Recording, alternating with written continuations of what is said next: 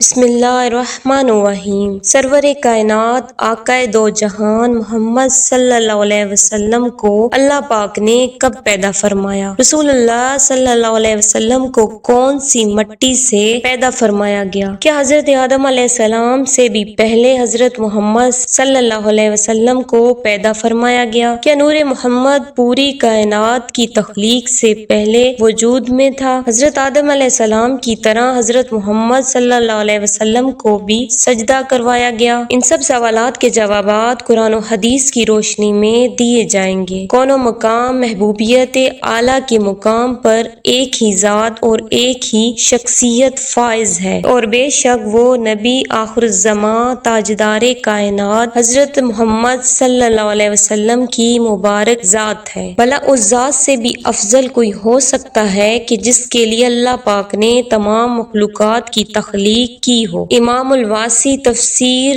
روح المعانی میں حدیث قدسی بیان فرماتے ہیں، محبوب اگر آپ کو پیدا نہ کرتا تو کائنات کی ہست و بود کو بھی وجود میں نہ لاتا۔ آئیے سب سے پہلے حضور نبی کریم صلی اللہ علیہ وسلم کے نور کی تخلیق کی بات کرتے ہیں۔ رسول اللہ صلی اللہ علیہ وسلم کی تخلیق کے باب میں یہ بات ذہن نشین کر لیں کہ ائمہ عقائد کے نزدیک رسول اللہ صلی اللہ علیہ وسلم کے نور کی تخلیق کے اعتبار سے پوری کائنات پر حقیقی اولیت ہر قسم کے شک و شبہ اور اختلاف سے بالاتر ہے۔ تمام ائمہ اس بات سے قائل ہیں کہ نور محمدی کو سب سے پہلے تخلیق کیا گیا۔ امام ترمذی حضرت جابر بن عبداللہ سے روایت کرتے ہیں کہ میں نے نبی کریم صلی اللہ علیہ وسلم سے عرض کیا، یا رسول اللہ صلی اللہ علیہ وسلم، اللہ نے سب سے پہلے کون سی چیز پیدا فرمائی؟ رسول اللہ صلی اللہ علیہ وسلم نے فرمایا، اے جابر، بے شک اللہ پاک نے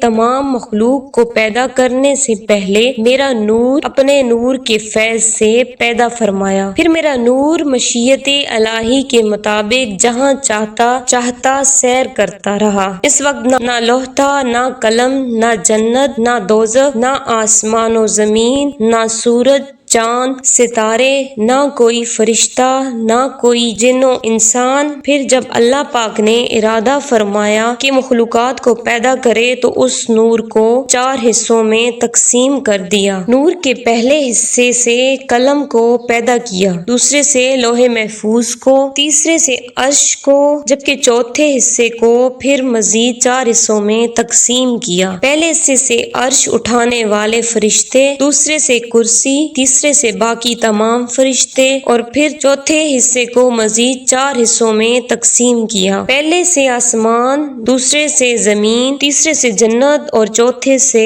دوزخ کو تخلیق فرمایا۔ حدیث قدسی میں اللہ پاک نے خود ہی نور محمدی سے ہر شے کو تخلیق فرمانے کی وجہ بیان فرمائی ہے۔ ارشاد باری تعالیٰ ہے، اگر میں محمد صلی اللہ علیہ وسلم کو پیدا نہ کرتا تو نہ آدم کو پیدا کرتا اور نہ زمین و آسمان کو۔ قرآن پاک میں اللہ پاک یوں فرماتا ہے، یعنی یاد کرو اس وقت کو جب اللہ نے تمام انبیاء کرام سے یہ عہد لیا کہ جب میں تمہیں کتاب اور حکمت عطا کر کے مبعوث کروں تو اس کے بعد آپ کے پاس میرا پیارا رسول آ جائے تو تم سب اس پر ایمان لانا اور اس کے مقصد کی مدد کرنا۔ امام ترمذی حضرت ابو ہریرہ رضی اللہ تعالیٰ عنہ سے روایت کرتے ہیں کہ صحابہ کرام رضی اللہ تعالیٰ عنہ نے پوچھا، یا رسول اللہ صلی اللہ علیہ وسلم، آپ کو نبوت کب عطا فرمائی گئی؟ تو رسول اللہ صلی اللہ علیہ وسلم نے فرمایا، اس وقت جب آدم علیہ السلام ابھی روح اور جسد کے درمیان میں تھے، یعنی ان کے تن میں ابھی جان بھی نہ آئی تھی۔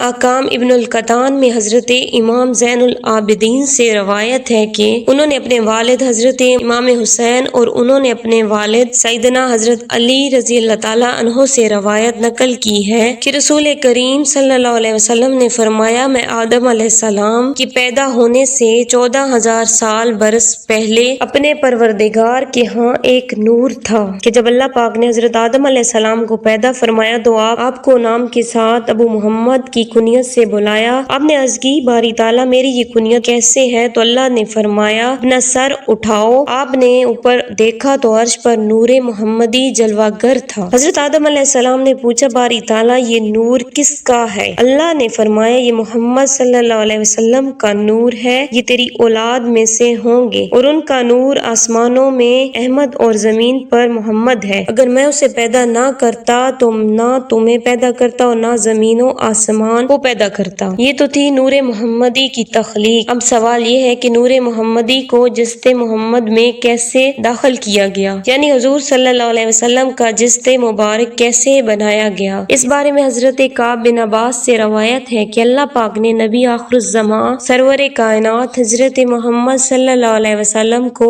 جب پیدا فرمانے کا ارادہ فرمایا تو حضرت جبرائیل علیہ السلام کو حکم دیا کہ ایسی مٹی میرے پاس لاؤ جو میرے محبوب کے جسم اطہر کی تخلیق کے لائق ہو۔ حضرت جبرائیل علیہ السلام 3 دفعہ زمین سے مٹی لے کر گئے، لیکن اللہ پاک نے فرمایا یہ مٹی میرے محبوب کے لائق نہیں۔ پھر حضرت جبرائیل علیہ السلام یثرب کی زمین پر اترے اور حضور اکرم کے روضہ مبارک والی جگہ سے سفید مٹی لے کر بارگاہ خداوندی میں حاضر ہوئے۔ خداوندی سے اس کو تسنیم کے پانی سے گوندا گیا، جنت کی نہروں میں دھویا گیا اور پھر اللہ پاک نے نور نبوت کو جو کہ حضرت آدم علیہ السلام کی تخلیق سے 14,000 سال پہلے اور زمین و آسمان کی تخلیق سے 50,000 سال پہلے پیدا فرمایا تھا، روضہ مبارک کی سفید مٹی میں رکھ کر اس کو لوح قلم، عرش، کرسی، زمین و آسمان ہر جگہ پھیرایا تاکہ ہر شے اللہ کے محبوب کے شرف و فضل کو پہچان لے۔ جس رات حضور نبی کریم صلی اللہ علیہ وسلم کا نور انور حضرت آمنہ کے بدن میں داخل ہوا تو وہ جمعے کا دن تھا۔ اس رات دوزخ کے دروازے بند کیے گئے اور جنت کے دروازے کھول دیے گئے، ٹھنڈی ہوائیں زمین پر چلائی گئیں اور ایک منادی نے پوری کائنات میں ندا دی سب گواہ ہو جاؤ، چھپا ہوا نور اپنی والدہ کے بدن میں آ چکا ہے، جہاں اب اس کے جسد انصری کی تکمیل ہوگی اور وہ لوگوں کے لیے رہبر و بشر بن کر دنیا میں تشریف لائے گا۔ روایت ہے کہ اس دن سے قریش سے سخت قحط کا خاتمہ بھی ہو گیا۔ سورج، چاند، ستارے، زمین و آسمان، یہاں تک کہ پوری کائنات نور محمدی کی عطا ہے اور ربیع الاول اہل محبت کا مہینہ ہے۔ اللہ پاک اس مہینے کے فیض و برکات حاصل کرنے کی توفیق عطا فرمائے۔ اللہ پاک ہمیں توفیق عطا فرمائے کہ ہم اہل ایمان بن سکیں۔